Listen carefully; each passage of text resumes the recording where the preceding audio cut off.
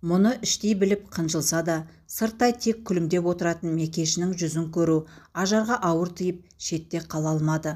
Қасында болғанды жөн көрді. Бұл күні күйеу балаға көзқарасы өзгерген. Бұрынғыдай қаралы да батпайтын. Тіпті кей кезде беріктігі үшін алғыс айтқысы келетін. Бірақ қатал болмысы сол бойы мұрша бермеді. Соңғы апта Мекештің ауруы өкпеге жетіп, саулығы күрт нашарлады. Тынысы тарылып, ұйқыдан да қалды. Кеш түсіп келе жатқан кез еді. Сырттағы тірлігін бітіріп, үйге кірген шешейге Мекеш: «Тәте, қашанғы шапқылай бересің? Қасыма отыршы» деп өтінді. Айтқанын қылып, арқасын бірнеше жастыққа сүйеп отырғызған қызының аяқ жағына келіп отырған Ажар: «Жаңа ұйыған айраннан бір кесе әкеп берсем ішемісің?» деді, қолдан келер басқа шара болмаған соң. Алайда қызының қалағаны айран емес еді. «Тәте, сен өте күштісің, өжеттігіңе таңым бар. Биыл 68-ге келдің. Осы жасқа келгенше бізге бірде-бір рет қайғырып, уайымыңды көрсетпедің. Тіпті жылағаныңды да көргем жоқ. Жетім болдың, жесір болдың, соның біріне өкпе айтпадың. Әлде расында өкінішің жоқ па? Олай болуы мүмкін бе? Ішіңдегіні бір рет болсын сыртқа шығарып көрсең қалай болады? Басыңа қайғы үйірілсе, жылағанда тұрған түк жоқ. Бүйткеннен өмірден жеңілмейсің. Өзіңе мұнша қатал болмағаныңды қалар едім», деп байыппен әңгіме қозғады. Онысына құлақ аспаған шеше: «Оны айтқаннан маған біреу шешесін бере ме? Қой, ондайды айтпа. Жетім болғанда, жесір болғанда жалғыз мен емес, замандасымның тең жартысы соны көрді. Өкініштен өлген ешкім көргем жоқ. Сен мені ойлама. Маған сенің жазылғаның керек», деп қағып тастады. Мекеш ары әңгіме жалғамады. Жай ғана шешенің алдында зор кінәсі бар адамдай біраз қарап отырды да демалғысы келетінін айтты. Мұны ести сала Ажар өзге бөлмеде отырған қыздардың дыбыс шығармауын талап етіп, өзі Мекештің төсегінің жанына орындығын тақап қойып, ұйқысын күзетті. Бәлкім жақсылап демалса, ширап тұрар деген үміті бар еді.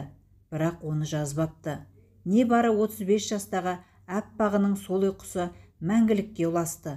Мекешінің өзіне ашық айта алмағанын сонда ғана ұққан шеше алғаш рет сезімге ерік беріп, дауыс шығарып жылады. Мектепқанның 40-ы өткенге дейін Ажар күйеу баланың үйінде жүрді. Қыздың үлкені 13-те, ал екіншісі 10 жаста болатын. Екеуін бір күні қатар тұрғызған шеше: «Қане, беріп келіңдерші, екеуің де шешелеріңнен не қалғанын көрейін» деп жендерінің жүзіне мұқият қарап шығып: «Сары қызым, дәрі қызым, шешеңнен аумай қалған екенсің. Ал қане, қара торғайым, қара борбайымда не бар екен?» дей беріп еді, бадырайған көзін сәл қыса түскен торғын қайтсе де шешесіне ұқсамақ боп түр жасады. Соның әсері болды ма? «Сені түгел әкеңе тартқан екен десем, мұрның шешеңдікі екен ғой», деп Ажар баланың көңілін біршама көтеріп тастады. Сол күні қасында отырып ақ Мекешінен көз жасып қалған шеше Алматыға қайта жол тартты. Өйткені мына тұрған үйде артында қалған екі көз өлген қызды еске салып жігерін әлсірететін.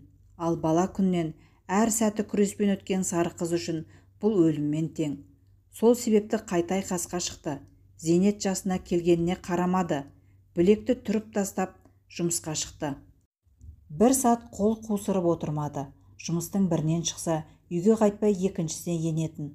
Соның арқасында тәуелсіздік алғаннан кейін жаңа буыны қатайып келе жатқан жас елдің ауырлау кезеңінен өзгелердей емес тарықпай шықты.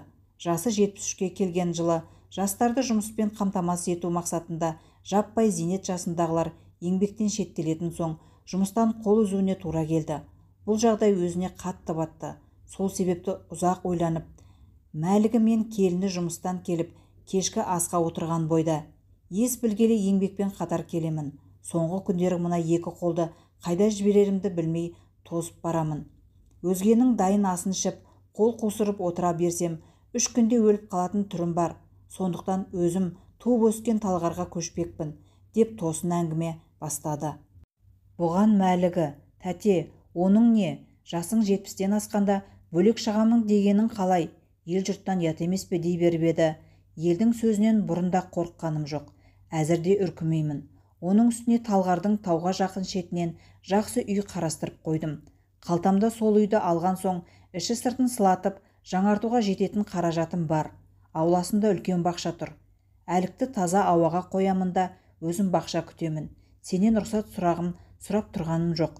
Шешімімді айтып отырмын, деп ойын нық жеткізді. Шешесінің ойына алғанын қылмай қоймасын білетін ұлдың көнбестен басқа амалы болмады. Туған жерге қайта жеткен сары қыз еңбекке толы өмірін ары жалғады. Бұл күнде бір кездері гүлденген талғардың завод-фабрикалары жабылып, крандар мен өзге де құрылыс мәшинелері тот басып іссіз тұратын болған. Соның кесірінен өзін-өзі қамтамасыз ете алмаған қала біртіндеп жүдеп бара жатты. Ажарға керегі фабрика емес еді. Оның жай ғана бір кездері өзі тастап кеткен ұлға жақын жүргісі келетін. Бетіне топырақ түскенше алдынан бір өтіп кешірім сұрағысы бар. Бұл оңайға соқпады. Соңғы 20 жылда Талғарға келген сайын өзін қанша іздеп барса да бір ауыз кешір деген сөзді айтуға бата алмады. Тек алыстан үнсіз қарап амандығын тілеп жүрді. Бір күні ізіне түсіп, үйіне дейін барып, 2 қыз, бір ұлын барын білді. 2001 жылдың жаз кезі. Бақшасында піскен шиені базарға апарып сатып, үйіне бет алған Ажар өзінен бірнеше көше жоғары тұратын Тілеудің есігінің алдынан өтті. Әдеттегідей қақпасына жақын келмей, анадайдан аулада кім жүргенін, не өзгеріс барын байқамақ боп мойнын соза қарады. Ешкімді көрмеген соң өз жолмен кете барды. Бірақ ұзақ жүрмеді. «Апа!» деген дауысты естіп жалт бұрылды. Қарсы алдында жасы 60-ға тақаған ұлы тұр еді. Тырп етпеді бұл. Жай ғана сілейіп тұра берді. Ақырын басып, қасына жеткен Тілеу амандық саулық сұрамастан: «Сіз кеткеннен кейін жылға жетпей атам көз жұмған екен.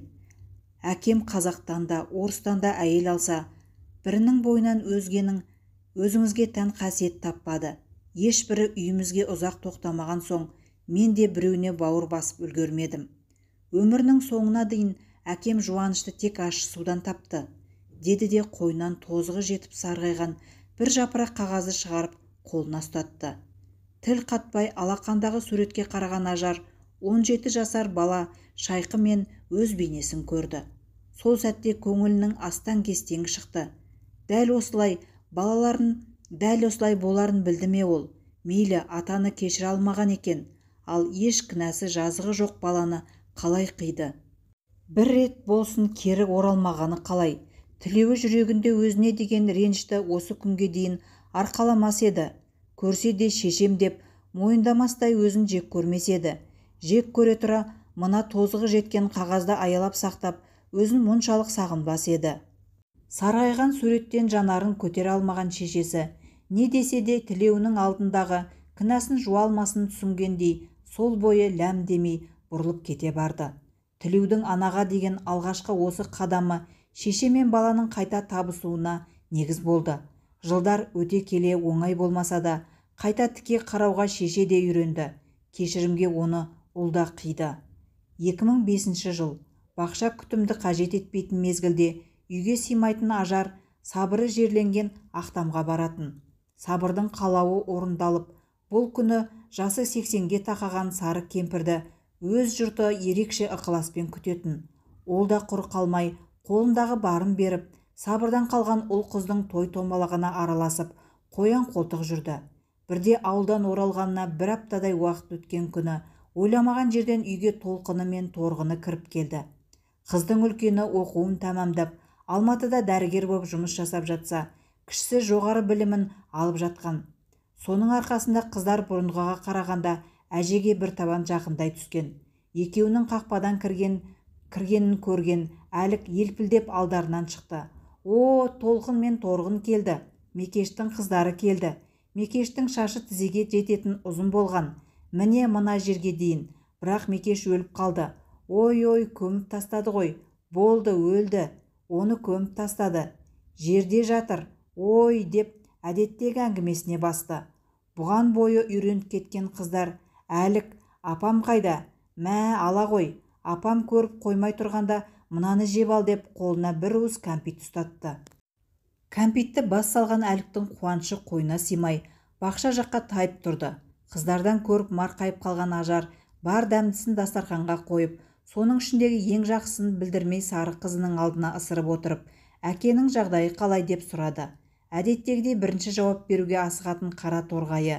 Жақсы, тәтеміздің аяғы ауыр деді де, үстел астынан әлдебіреу аяғын шымшып алғандай төменге қарап, әпкесіне бір қарап.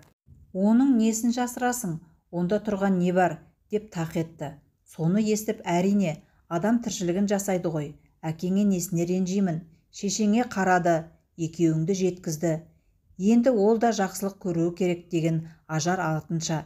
Екіншісі ме еді, деп сұрады. Сары қызы. Төртіншісі апа, деп түзетті. Аман жүрсін, шешеңді қызғанған соң арасына сөзбен көп түстім. Алайда жолдас бірде-бір қарсы сөйлеп көрген жоқ, сыйлады. Осы күні соны дер кезінде ұқпағаныма өкінемін. Алайда өткен қайтып келсін бе? Осы соңғы кезде егде тартқаннан ба, ажар өткенді еске көп алатын болды. Біріне мақтанса, енді біріне өкініші барын жасырмайтын.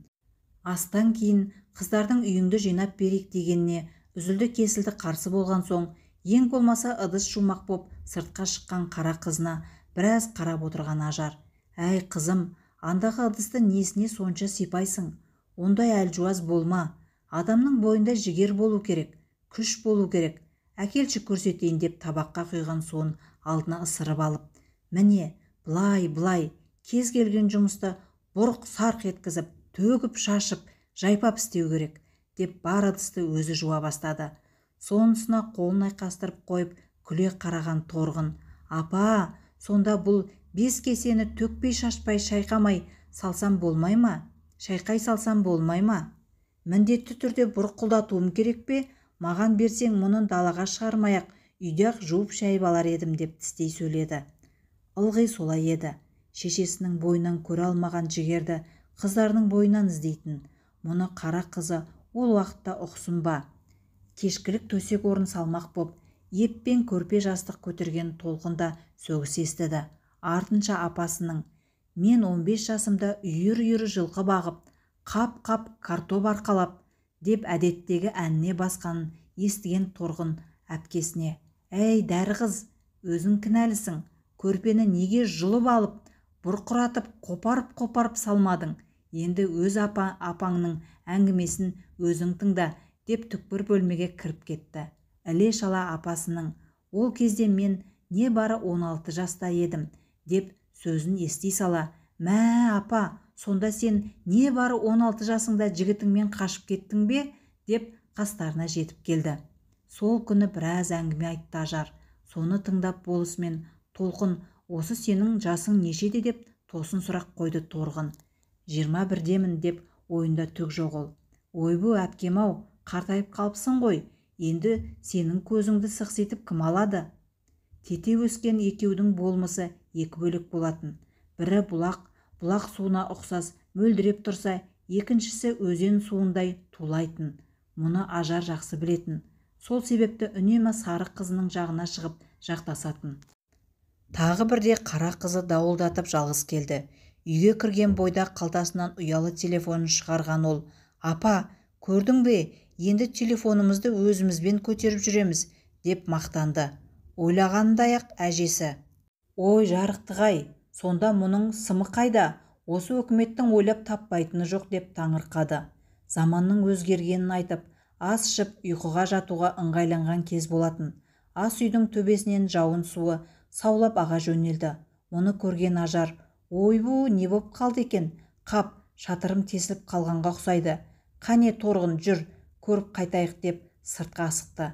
Сіркіреген жауған ақ жауынның кесірінен түн одан бетер қоюлана түскендей. Аулаға шығысымен айналасына қараған ажар, сатым бақшада қалған екен ғой, кеше шие жинап едім, деп бақшаға жүгірді. Соңынан бір елі қалмаған қара қызы. Апа, мына жауында сатыны не істемексің? Аққан судың астына шелек қояйық, таңғы жарықпен көрерміз, деп қарсыласып көрмек еді. Қой, таң атқанға дейін ас үйдің төбесінің сылағы құлайды, сатының бір басын ұста, деп көнбеді. Артынша сатыны қабырғаға тақаған ол, мен жоғарға көтерілемін, сен сатыны мықтап ұста, деді бұйырып. Мұны естіген жиені зәресі қалмай, жоқ, өзім шығамын, қазір төбе тайғақ дей беріп еді. Көп сөзді қой, сен қай жердің тесілгенін білмейсің. Мен мініп қараймын да кері қайтамын, деп бетін қағып тастап сатыға өрмелей берді.